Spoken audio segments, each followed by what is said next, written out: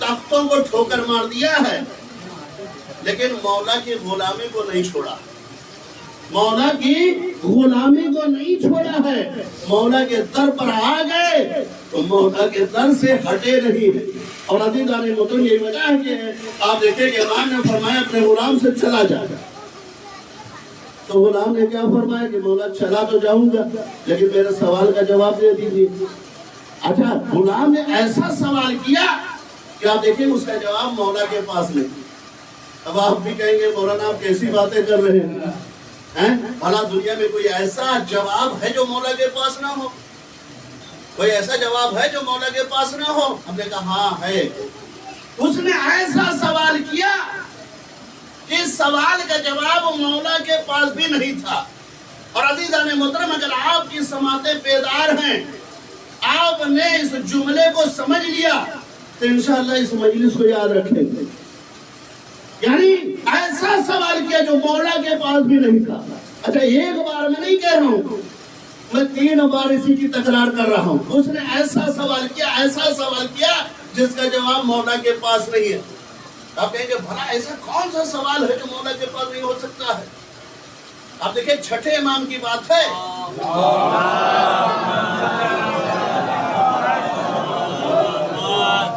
امام جعفر صادق علیہ السلام نے اپنے صحابی سے فرمایا کہ تو چلا جائے یہاں سے، تو اس نے ایسا سوال کیا جس کا جواب مولا کے پاس نہیں ہے۔ اب عزیزان محترم میں سوال کر رہا ہوں، آپ کے پاس بھی اس کا جواب نہیں ہے، مولا کے پاس بھی اس کا جواب نہیں ہے۔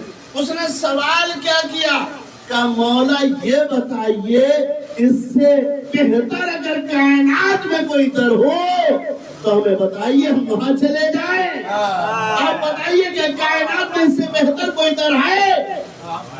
مولا کے پاس اس کا کوئی جواب تھا یا آپ کے پاس کوئی جواب ہے؟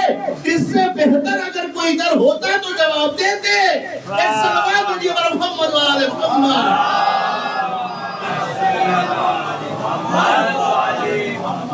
عزیزان محترم کائنات میں اس سے بہتر اگر کوئی در ہو تو بتائیے، ہے آپ کے پاس کوئی جگہ؟ آپ ہمیں بتائیے جس کا جواب مولا کے پاس بھی نہیں تھا۔ مولا خاموش ہو گئے۔ اور عزیزان محترم کائنات میں آپ دیکھیں تو اہل بیت سے افضل کوئی جگہ نہیں ہے۔ یہی وجہ ہے کہ آپ دیکھیں ایک شخص جو ہے آیا جناب سلمان کے پاس، اور آنے کے بعد توجہ رہے، کیا فرماتا ہے سلمان سے؟ یہ بتائیے سدرۃ المنتہا کہاں؟ توجہ رہے، کیا فرمایا؟ سدرۃ المنتہا کہاں ہے؟ سلمان نے کچھ بولے، خاموشی سے اس کا ہاتھ پکڑا، پکڑنے کے بعد کہاں لے کر آئے؟ در زہرا پر آئے۔ توجہ رہے، در زہرا پر لے کر آئے اور آنے کے بعد دروازے کی طرف اشارہ کیا، یہ ہے سدرۃ المنتہا۔ توجہ رہے، یہ ہے سدرۃ المنتہا۔ تو جیسے اشارہ کیا ایک مرتبہ وہ سلمان کی طرف پلٹا، پلٹنے کے بعد کہتا سلمان ہمیں بیوقوف سمجھتے ہو، ہمیں پاگل سمجھ رہے ہو، ہمیں دیوانہ سمجھ رہے ہو، یہ ہے سدرۃ المنتہا۔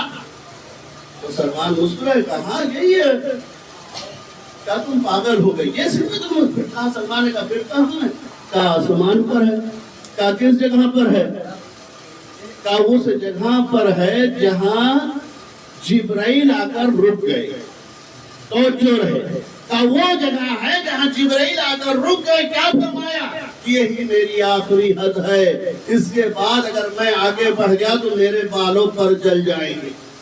توجہ رہے، آپ دیکھیں جو شریف انسان ہوتا ہے وہ حد سے تجاوز نہیں کرتا۔ توجہ رہے، جو نیک انسان ہوتا ہے، شریف انسان ہوتا ہے، وہ حد سے آگے نہیں بڑھتا، حد سے کراس نہیں کرتا۔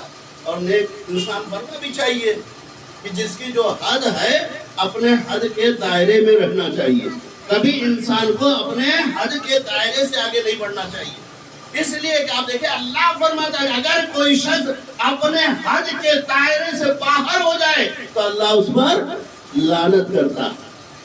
توجہ رہے، اللہ اس پہ لعنت کرتا ہے۔ اب عزیزان محترم آپ دیکھیں کہ بہترین عورت کون ہے؟ جب رسول اسلام سے پوچھا گیا کہ وہ عورت جو اللہ کے نزدیک ہے وہ سب سے بہتر عورت کون ہے؟ کا جو عورت گھر میں رہ کر گھر کا کام کرے وہ اللہ کے نزدیک سب سے باعظمت عورت ہے۔ تو عزیزان محترم اگر کوئی عورت اپنی حد کو کراس کرے اور میدان میں آ جائے اور ہم اس میں لعنت کریں تو آپ کو برا لگ رہا ہے، اللہ لعنت کرے تو کوئی برا نہیں لگتا ہے۔ ایک صلوات بھیجئے پر محمد وآل محمد۔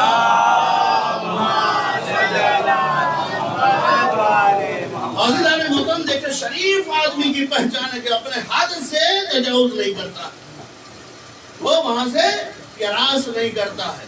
کا سدرۃ المنتہا کہاں جہاں سید الملائکہ یعنی ملائکہ کے سردار آ کر رک جائے اسے کہتے ہیں سدرۃ المنتہا۔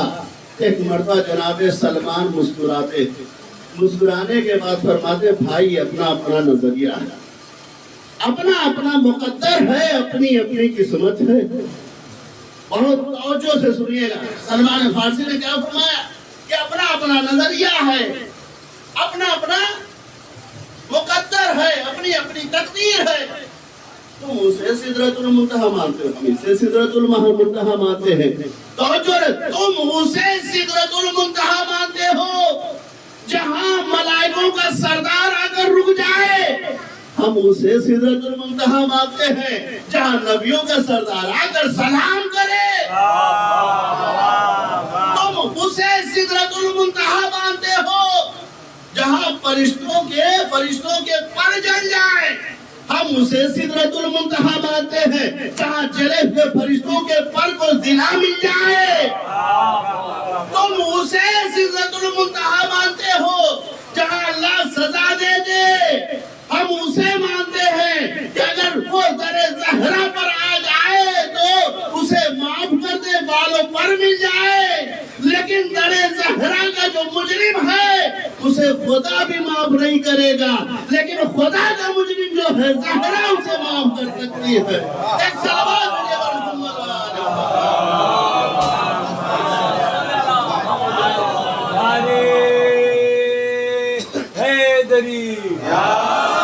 محمد محمد صلی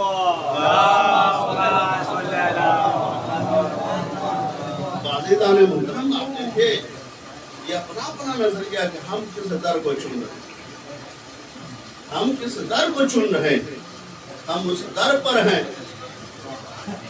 کہ جہاں سے سب کچھ مل رہا ہے، جہاں سب کچھ مل رہا ہے، اور یہی وجہ ہے کہ آپ دیکھیں کہ یہ در اہل بیت وہ در ہے کہ جس در پر جو بھی انسان آ گیا خالی جھولی لے کر آیا تو جھولی بھر ہی لے گا، گنہگار آیا ہے تو اپنے گناہوں کو معاف کرا کے گیا، اگر مریض ہے تو شفا لے کر گیا ہے، یعنی جو امیدیں لے کر اس در پر آیا ہے ہر انسان کی امیدوں کو پورا کیا ہے۔ اور عزیزان محترم یہی وجہ ہے کہ آپ دیکھیں آپ نے شیخ بہائی کا نام سنا ہوگا۔ یہ شیخ بہائی بہت بڑے عالم دین تھے، بہت بڑے مرجع تھے، بہت بڑے مرجع تھے، عالم دین تھے، اور عالم دین کے ساتھ ساتھ ایک انجینئر بھی تھے، اور انجینئر کے ساتھ ساتھ آپ دیکھیں کہ رد سحر سے بھی واقف تھے۔ رد سحر کسے کہتے ہیں؟ رد سحر اسے کہتے ہیں جو کسی کے اوپر اگر کوئی کر دے تو اس کی کارڈ بھی رکھتے تھے، بہت بڑے عامل بھی تھے یہ۔ آپ سوچیں کتنی فضیلتیں۔ آپ دیکھیں امام رضا علیہ السلام کا جو روزہ تعمیر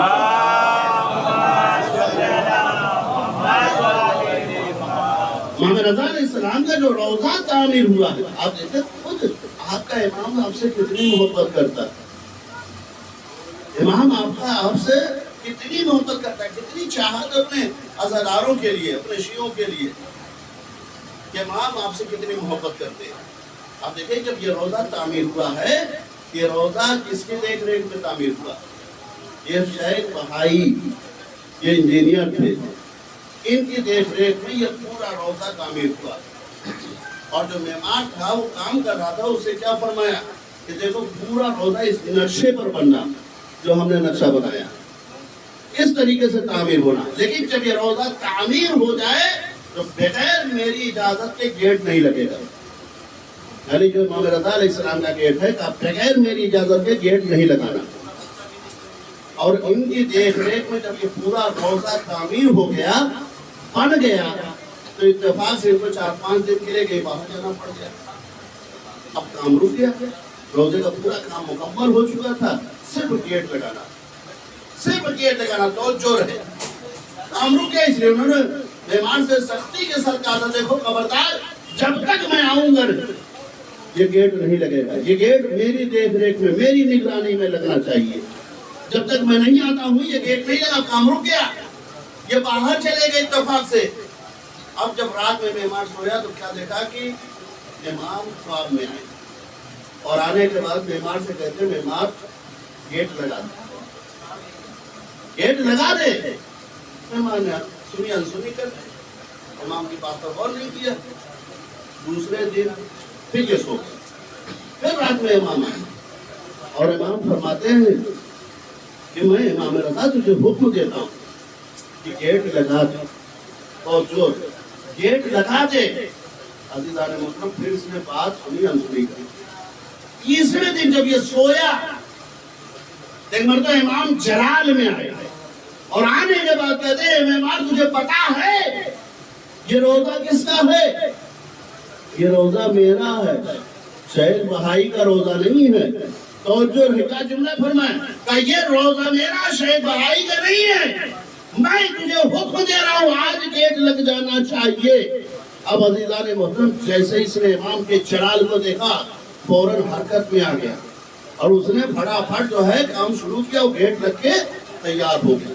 اور جیسے ہی گیٹ لگ کر تیار ہوا شیخ بہائی تشریف لائے. اب ظاہر سی بات انہوں نے منع کیا تھا دیکھو خبردار پورا روزہ تعمیر ہو جائے لیکن گیٹ لگانا نہیں.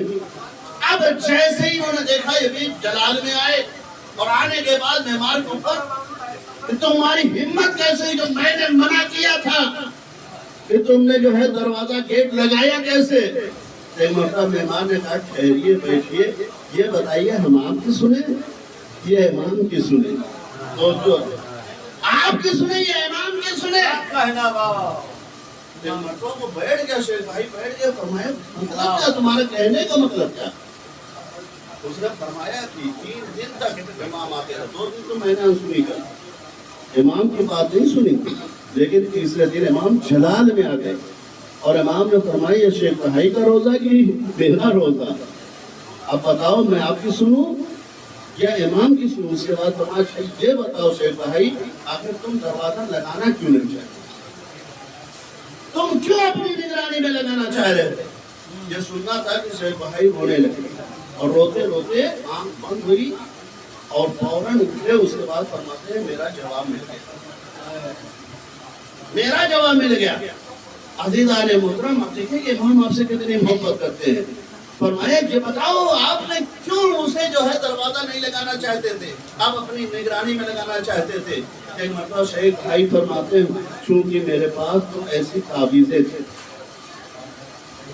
میں چاہتا تھا کہ جب یہ دروازہ گیٹ میں لگاؤں کہ اس تعویذ کو اس کے اندر ڈال دوں, اور یہ تعویذ کا اثر یہ ہوگا کہ جو بھی گنہگار ہوگا جیسے اس دروازے پر آئے گا اسے ایسی بیماری لگ جائے گی کہ وہ امام کے روزے تک نہیں جا سکتا, امام کے روزے تک نہیں جا سکتا. یہ میرا نظریہ تھا کہ میں چاہتا تھا کہ امام کے روزے پہ جو بھی جائے وہ پاک و صاف جائے, وہ طیب و طاہر جائے, کوئی گنہگار امام کے روزے پہ نہ جائے, ہاتھ نہ لگائے. لیکن امام کا نظریہ کیا ہے؟ امام یہ نہیں چاہتے. امام فرماتے ہیں کہ اگر ہمارا چاہنے والا گنہگار اگر ہمارے در پر نہیں آئے, ہمارا گنہگار چاہنے والا اگر ہمارے در پر نہیں آئے گا تو پھر کس کے در پر کیا کہنے پھر کس کے در پر آئے؟ اب آپ سوچیں کہ امام کا نظریہ کیا ہے؟ امام یہ نہیں چاہتے تھے کہ کوئی شخص جو ہے اپنے گناہوں کی وجہ سے ہم تک نہ پہنچے, ہمارے روزے تک نہ آئے, اس لیے کہ جب تک آئے گا نہیں ہم اس کے گناہوں کو ختم کیسے کریں؟ تو عزیزان محترم امام آپ سے محبت کرے, یہ امام آپ کو کتنا چاہتے ہیں. کہ امام فرماتے ہیں کہ جب تک ہمارا چاہنے والا ہمارے پاس نہیں آئے گا ہم کیسے اس کے گناہ ختم کریں گے؟ تو عزیزان محترم امام سے آپ سے محبت کرتے ہیں۔ یہی وجہ ہے کہ آپ دیکھیں اجازہ داری، یہ مجلس اعضا، یہ فرش اعضا، یہ جلوس اعضا، یہ جو کچھ ہم برپا کرتے ہیں اس کی بڑی عظمت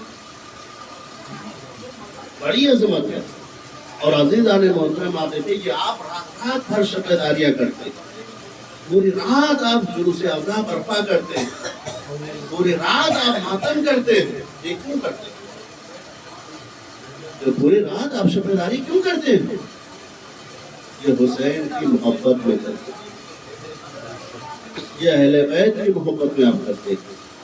اور عزیزان محترم آپ پوری رات جا کر عبادت کرتے ہیں، اور اس کے بعد پوری رات شب داری کرنے کے بعد مصلی بچھا کر 2 رکعت نماز پڑھتے ہیں۔ یہ کیا ہے؟ کہ وہ حسین کی محبت تھی، یہ حسین کا مقصد، نماز حسین کا مقصد ہے، عزاداری حسین کی محبت ہے۔ اور عزیزان محترم ہمیں دونوں پر چلنا ہے، حسین کی عزاداری بھی کرنی ہے، حسین کے مقصد کو بھی پورا کرنا ہے۔ اور عزیزان محترم آپ دیکھیں کہ امام حسین علیہ السلام کسی مقصد کو پورا کرنے کے لیے آپ دیکھیں کربلا میں کہ دین بچ جائے، یزید کیا چاہتا تھا؟ یہی تو چاہتا تھا نا، نہ کوئی قرآن آیا ہے، نہ کوئی دین آئی ہے، نہ کوئی رسول آیا، یہ دین کو ختم کر دینا چاہ رہا تھا، دین کو مٹا دینا چاہ رہا تھا۔ اور امام حسین علیہ السلام اس جذبے کے ساتھ کربلا میں، آپ سوچئے کہ امام حسین علیہ السلام نے کربلا میں کہ جو قربانیاں پیش کی ہیں یہ کوئی معمولی قربانی تھی؟ ایک دن میں پورا صحرا کا چمن اجڑ گیا، بلکہ ایک دن نہ کہا جائے ایک دوپہر میں۔ آپ دیکھیں امام حسین علیہ السلام نے 71 لاشیں کربلا میں اتاری، جوان علی اکبر کے سینے سے پرچی کا پھل نکالنا یہ کوئی آسان کام تھا؟ جوان بیٹے بھتیجے کے لاش کے ٹکڑوں کو بٹورنا یہ کوئی آسان کام تھا؟ عباس کے بازوؤں کو اٹھانا یہ کوئی آسان کام تھا؟ امام حسین علیہ السلام نے کربلا میں ہر امتحان کیا۔ اور عزیزان محترم یہی وجہ ہے کہ آپ دیکھیں گہوار علی اصغر رکھا ہوا ہے۔ آپ دیکھیں کہ جب حسین کے پاس کوئی قربانی نہ تھی، کوئی فدیہ نہ تھی، تو امام حسین زخموں سے چور ہیں، کربلا کے میدان میں ہیں، کوئی مدد کرنے والا نہیں ہے، کوئی نصرت کرنے والا نہیں ہے۔ حسین جدھر آنکھیں اٹھا رہے ہیں، حسین جدھر نظریں اٹھا رہے ہیں، لاشیں ہی لاشیں نظر آ رہی ہیں، کہیں عباس کے کٹے ہوئے بازو نظر آ رہے ہیں، کہیں جوان کے سینے میں پرچی کا پھل نظر آ رہا ہے، کہیں قاسم کے ٹکڑے بدن نظر آ رہے ہیں۔ ارباب عطا ایک مرتبہ حسین بڑی حسرتوں سے آواز دیتے ہیں، اے میرے شیرو، ارے تمہیں کیا ہو گیا ہے؟ تمہارا آقا تمہیں آواز دے رہا ہے اور تم اپنے آقا کی آواز پر لبیک نہیں کہہ رہے ہو۔ ارباب عطا ایک مرتبہ کٹی ہوئی لاشیں تڑپ گئی، کٹی ہوئی گردنوں سے آوازیں آئی، آقا مولا موت نے ہمیں مجبور کر دیا ہے، ورنہ آج بھی ہم آپ کی نصرت کے لیے تیار ہیں۔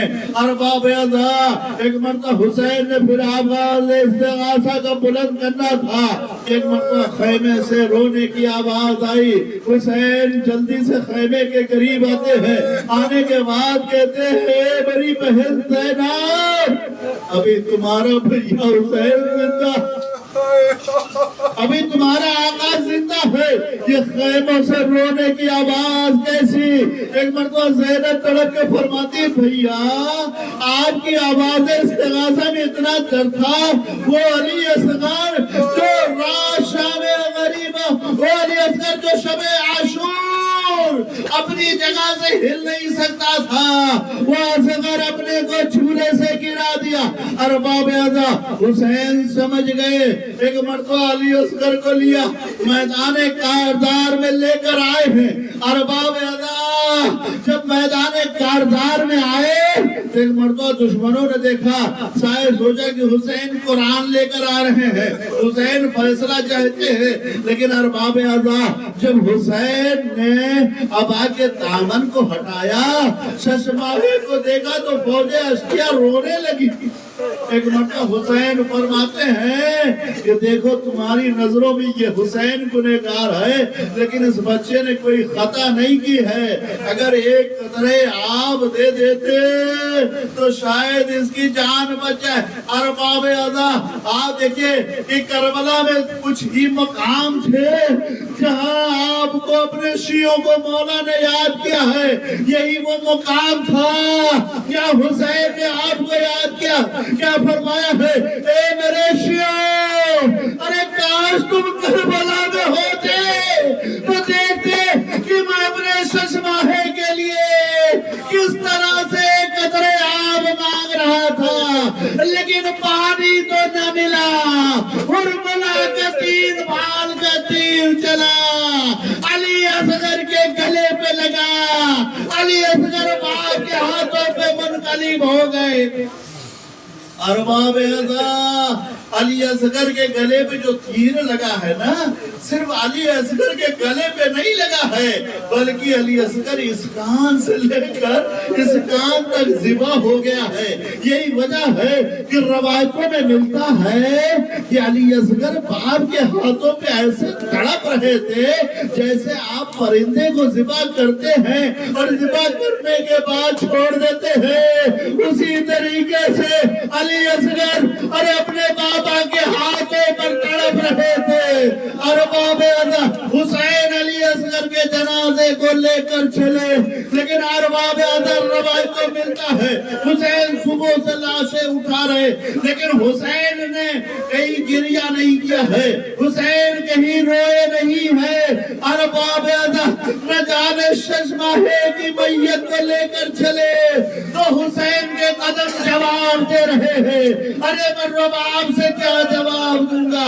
ارباب ادا ایک مرتبہ قوتوں کو سمیٹا، داماد رباب آئے اپنے بچے کو لے جاؤ۔ رباب سے پہلے سکینہ آئی، کہتی ہے بابا، ارے آپ نے اصغر کو پانی پلا دیا، لیکن جب بابا کا دامن ہٹا سکینہ تڑپ گئی، آواز تھی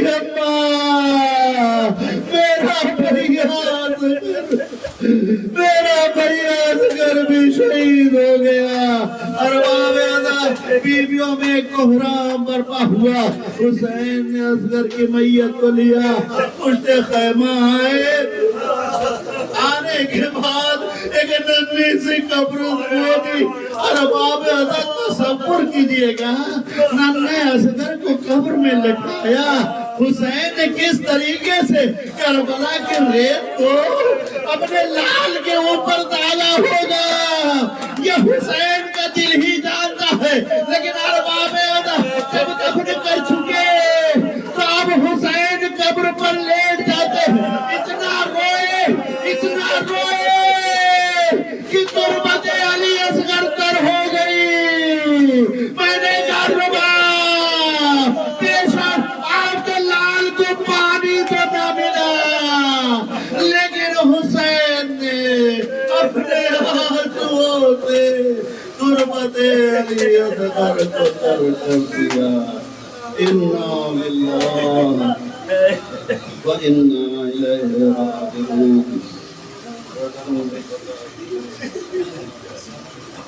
بار الہ تجھے واسطہ محمد آل محمد کے سب سے اس مقصر سے عزا کو قبول فرما۔ بار الہ تجھے واسطہ محمد آل محمد کے صدقے میں ہمارے ناسوں کو رومان زہرہ میں عنایت فرما۔ بار الہ تجھے واسطہ محمد آل محمد کے صدقے میں جو مومنین مومنات اس دنیا سے اٹھ گئے ہیں، بالخصوص صاحب خانہ کے تمام مرحومین کی مغفرت فرما، اپنے جوار معصومین میں جگہ عنایت فرما، کے درجات میں بلندی عطا فرما۔ بارے اللہ تجھے واسطہ محمد والے محمد کے صدقے میں اس کے تمام گناہ کبیرہ اور صغیرہ کو معاف فرما بارے اللہ تجھے واسطہ محمد والے محمد کے صدقے میں حاضرین اور صاحب خانہ کی تمام جہازات کو قبول فرما رزق میں اضافہ فرما کہ کاروبار میں خیر و برکت عطا فرما ان کی تمام پریشانیوں کو دور فرما بارے اللہ تجھے واسطہ محمد والے محمد کے صدقے میں جو حج و زیارت کے مشتاق ہمیں حج و زیارت جو حج و زیارت کر چکے ہیں پروردگار اور ان کے حج و زیارت کو قبول فرما بارے اللہ تجھے واسطہ محمد والے محمد کے صدقے میں اس گھر میں خیر و برکت عطا فرما اس گھر سے تمام بلاؤں نحوستوں کو دور فرما بارے اللہ تجھے واسطہ محمد والے محمد کے صدقے میں جو مریض ہیں انہیں شفاء کاملہ و عاجلہ عطا فرما بارے اللہ تجھے واسطہ محمد والے محمد کے صدقے میں ہم سب کو عمل صالح بجالانے کی توفیق عنایت فرما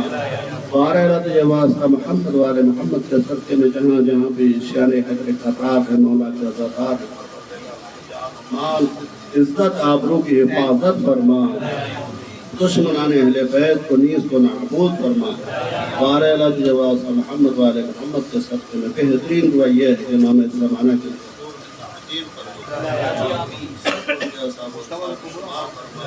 اللہم تقبل منا وانک انت السمیع العلیم سمیع الدعاء ما شاء اللہ آپ حضرات سے گزارش ہے متوفر رحمت سورہ خاص سے محمد فرما کر صاحب خانہ کے والدین اور ان کے مومنین اور جملہ مومنین مومنات معصومین کے حق کو ارسال فرما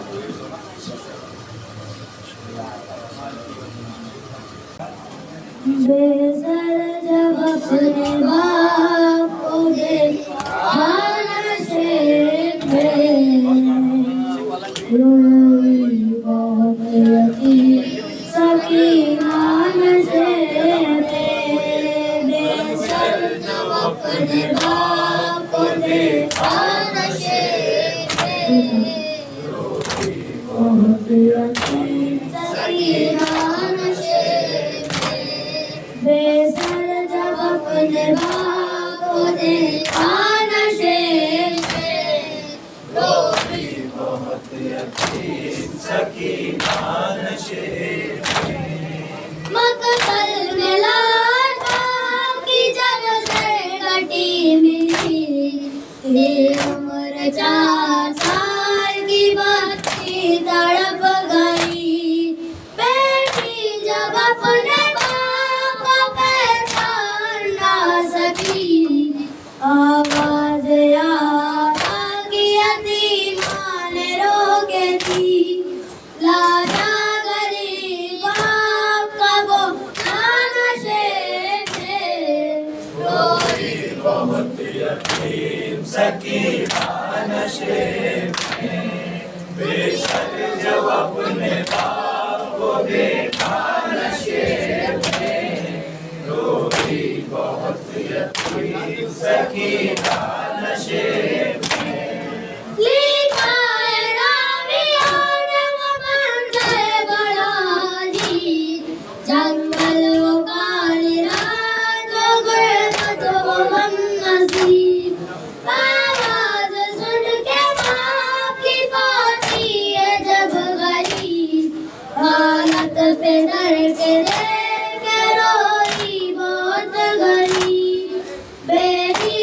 کے ساتھ کافروں نشے میں روئی بہت یتیم سکینہ نشے میں بے سر جو اپنے باپ کو دیکھا نشے میں روئی بہت سکینہ نشے میں گود میں آجا صغیر میری گود میں آجا صغیر میری گود میں آجا صغیر میری گود میں آجا صغیر میری گود میں آجا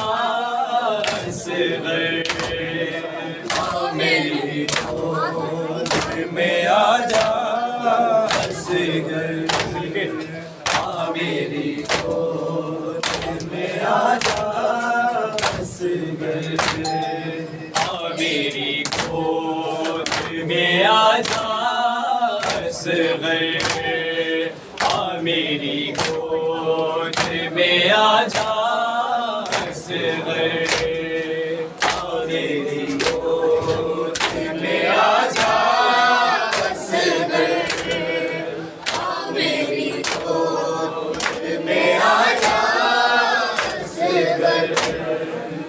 में कहती थी ये मानो रो कर आ मेरी गोद में आजा असगर आ मेरी गोद में आजा असगर आ मेरी गोद में आजा असगर में कहती थी ये मानो रो कर आ मेरी गोद में आजा असगर आ मेरी गोद में आजा असगर आ मेरी गोद में आजा असगर मेरे बच्चे तुझे तन्हाई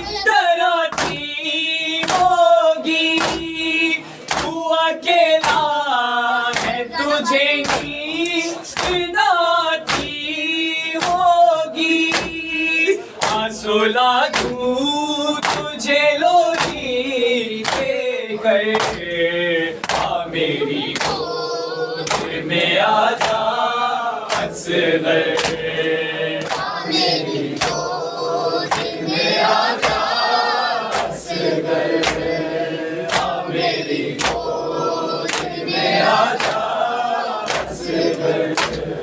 माँ को मालूम है जख्मी है तेरा नन्हा गला एक कतरा भी मेरे लाल को पानी ना मिला तेरे हर दर्द की है मुझे तो खबर आ मेरी गोद में आजा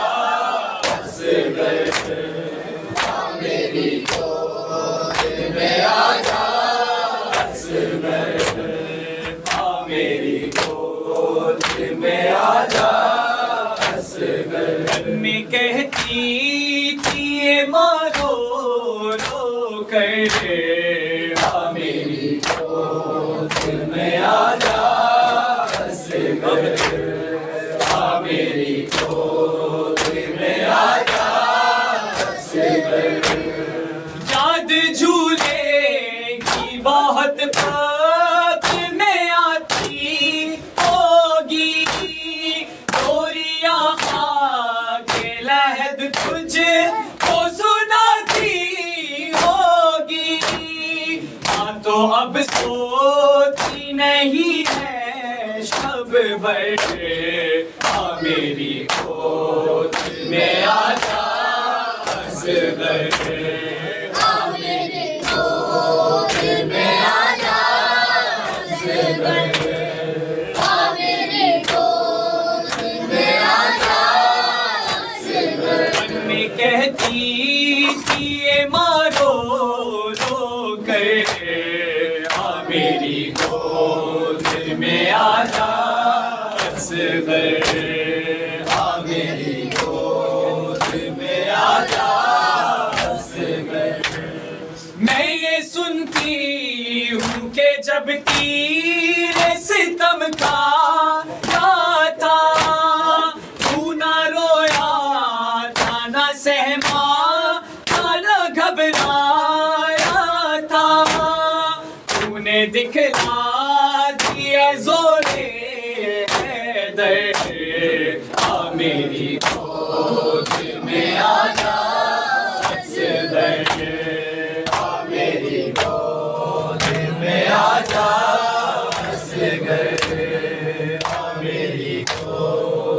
میں آجا اصغر میں کہتی تھی مارو رو کر میری گود میں آجا اصغر میری گود میں آجا اصغر خشک ہوٹوں کا زبان تو نے پھرائی اس دم سر جھکائے ہوئے رونے لگی سب فوج ستم ایسے پگھلا دیے تو نے پتھر میری گود میں آجا اصغر میری گود میں آجا اصغر میں کہتی تھی مارو رو کر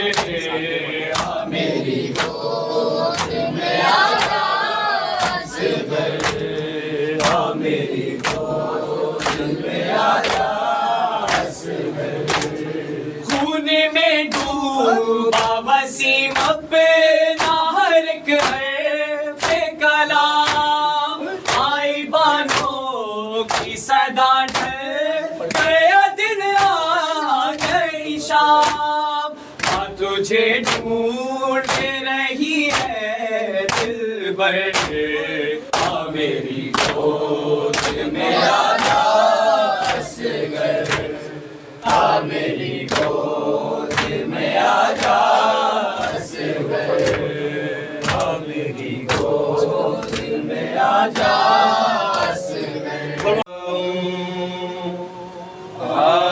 اصغر بن تیرے میں چین کہاں سے پاؤں اصغر بن تیرے میں چین کہاں سے پاؤں اصغر بن تیرے میں چین کہاں سے پاؤں لوٹ کے آ جا لال میرے لوٹ کے آ جا لال تیرے جی بھر کے ناز اٹھاؤں اصغر بن تیرے میں چین کہاں سے پاؤں اصغر بن تیرے میں چین کہاں سے پاؤں میری آنکھ کا تارا ہے تو مجھ کو جان سے پیارا ہے ماں دکھیاری کے جینے کا تو ہی لال سہارا ہے تجھے چھوڑ کے تنہا مقتل میں کیسے شام کو جاؤں اصغر بن تیرے میں چین کہاں سے پاؤں اصغر بن تیرے میں چین کہاں سے پاؤں لوریوں والے یہ تو تیرے ناز اٹھانے کے دن تھے آنکھوں میں تیری خوشیوں کے خواب سجانے کے دن تھے لوٹ کے اصغر آ بیٹا تیرا کرتا میں بدلاؤں محمد محمد یا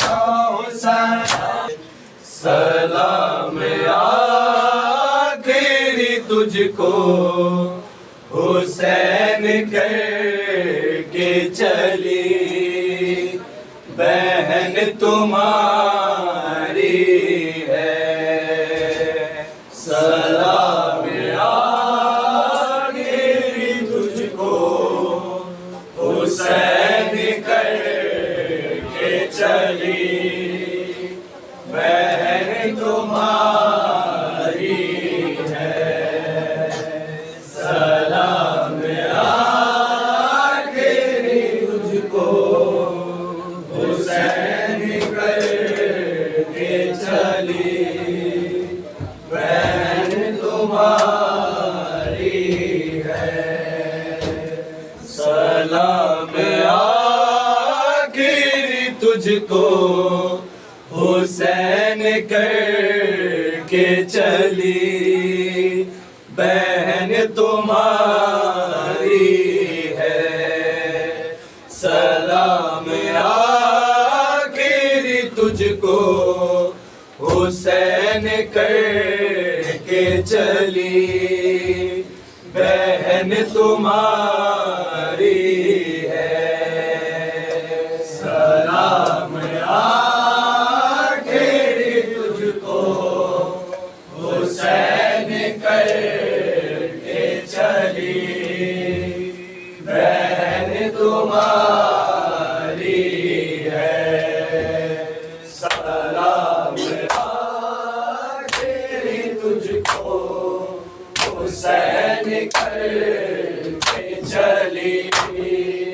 बहन तुम्हारी है सलाम आखिरी तुझको हुसैन करके चली बहन तुम्हारी है सलाम आखिरी तुझको हुसैन करके चली बहन तुम्हारी है सलाम आखिरी तुझको हुसैन करके चली बहन तुम्हारी है सलाम आखिरी तुझको हुसैन करके चली बहन तुम्हारी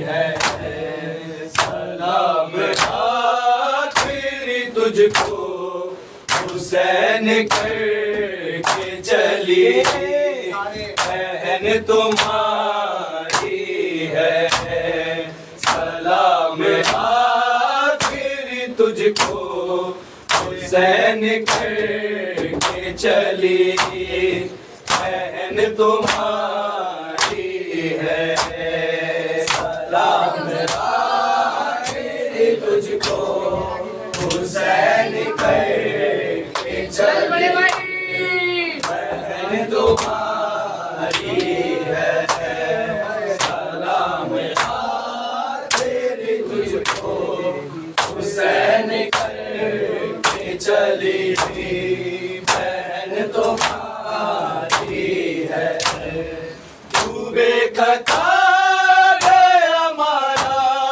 तेरे विषय से रिदा गई उतारी है सलाम आखिरी तुझको हुसैन करके चली बहन तुम्हारी है सलाम आखिरी तुझको हुसैन करके चली बहन तुम्हारी है सलाम आखिरी तुझको हुसैन करके चली बहन तुम्हारी है तू बेखता गया मारा तेरे विषय से रिदा गई उतारी है تجھ کو حسین کر کے چلی بہن تمہاری ہے سلام آخری تجھ کو حسین کر کے چلی بہن تمہاری ہے سلام آخری تجھ کو حسین کر کے چلی بہن تمہاری ہے اجر ایسا ملا نانا کی آئے امت سے کان زخمی سکینہ کے سجاد کی آنکھوں سے خون جاری ہے سلام آخری تجھ کو حسین کر کے چلی بہن تمہاری ہے سلام آخری تجھ کو حسین کر کے چلی بہن تمہاری ہے سلام آخری تجھ کو حسین کر کے چلی بہن تمہاری ہے اجر ایسا ملا نانا کی آئے امت سے کان زخمی سکینہ کے سجاد کی آنکھوں سے خون جاری ہے سلام آخری تجھ کو حسین کر کے چلی بہن تمہاری ہے سلام آخری تجھ کو حسین کر کے چلی بہن تمہاری ہے سلام آخری تجھ کو حسین کر کے چلی بہن تمہاری ہے تو بے خطا ہے ہمارا میرے پیچھے سیردہ گئی اتاری ہے سلام آخری تجھ کو حسین کر کے چلی بہن تمہاری ہے سلام آخری تجھ کو حسین کر کے چلی بہن تمہاری ہے سلام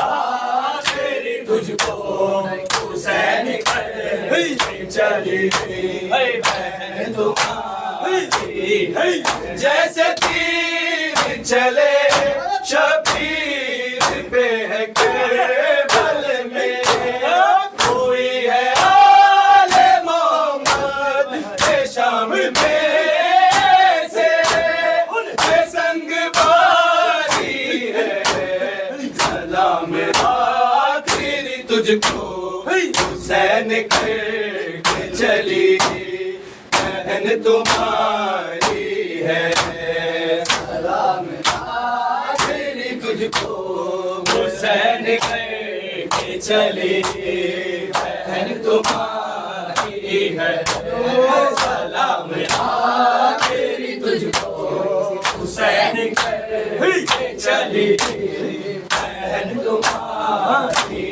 ہے جیسے تیر چلے شبیر پہ کربل میں کوئی ہے آل محمد کے شام میں سے سنگ باری ہے سلام آخری تجھ کو حسین کر کے چلی بہن تمہاری ہے سلام آخری تجھ کو حسین کر کے چلی بہن تمہاری ہے سلام آخری تجھ کو حسین کر کے چلی بہن تمہاری ہے تیری لاش حسین میں دھوپ میں بیٹھے मजबूर इस बात ने बारे बहुत दिले नजर बिखारी है सलाम आखिर तुझको हुसैन करके चली बहन तुम्हारी है सलाम आखिर तुझको हुसैन करके चली बहन तुम्हारी है सलाम आखिर तुझको हुसैन करके चली बहन तुम्हारी है तू बेखता गया मारा मेरे विषय से रिदा गई उतारी है सलाम आखिर तुझको हुसैन करके चली बहन तुम्हारी है सलाम आखिर तुझको हुसैन करके चली बहन तुम्हारी है कदम कदम पे शहीद होना है तेरी ज़ैनब ने है उसके साथ सफर में है जिसने अकबर को खैबर मारी है सलाम आखिर तुझको हुसैन करके चली बहन तुम्हारी है सलाम आखिर तुझको हुसैन करके चली बहन तुम्हारी है सलाम आखिर तुझको हुसैन करके चली बहन तुम्हारी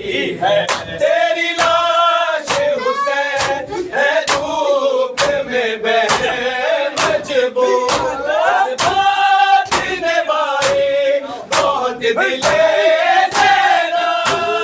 नजर बिखारी है सलाम आखिर तुझको हुसैन करके चली बहन तुम्हारी है सलाम आखिर तुझको हुसैन करके चली बहन तुम्हारी है सलाम आखिर तुझको हुसैन करके चली बहन तुम्हारी है कदम कदम पे शहीद होना है तेरी ज़ैनब ने है उसके साथ सफर में के जिसने अकबर को खैबर मारी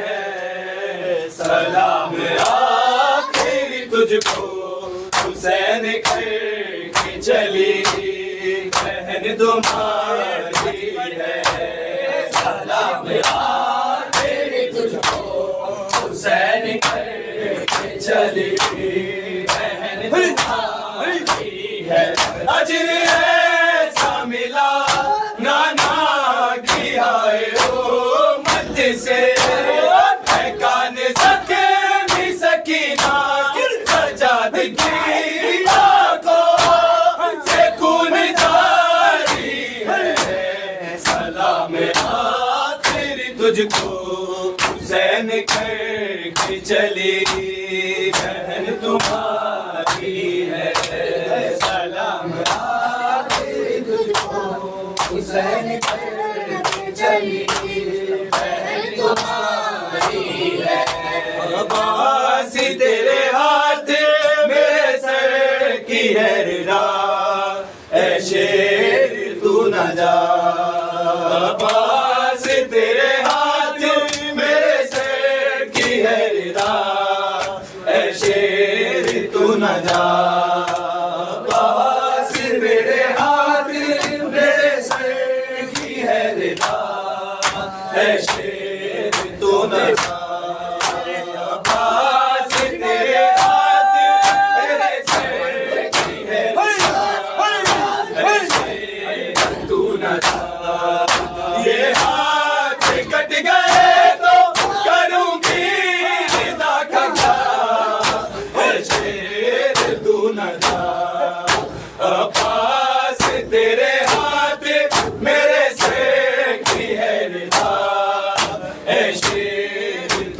جا تیرے آدھے میرے سر کی ہے رضا اے شیر تو نہ جا تیرے آدھے میرے سر کی ہے رضا اے شیر تو نہ جا کون آئے گا بچانے تو تیروں سے بھائی کو کون آئے گا بچانے تو تیروں سے بھائی کو کھنجر چلے گا جب تو کسے دوں گی میں صدا اے شیر تو نہ جا عباس تیرے ہاتھ میرے سر کی ہے رضا اے شیر تو نہ جا عباس تیرے ہاتھ میرے سر کی ہے رضا اے شیر تو نہ جا اس وقت کیا کروں گے جو پیاسی سکینہ کو اس وقت کیا کروں گی جو پیاسی سکینہ کو پانی دکھا دکھا کے آئے گے اشکیاں اے شیر تو نہ جا عباس محمد وآل محمد صلی اللہ علیہ وسلم.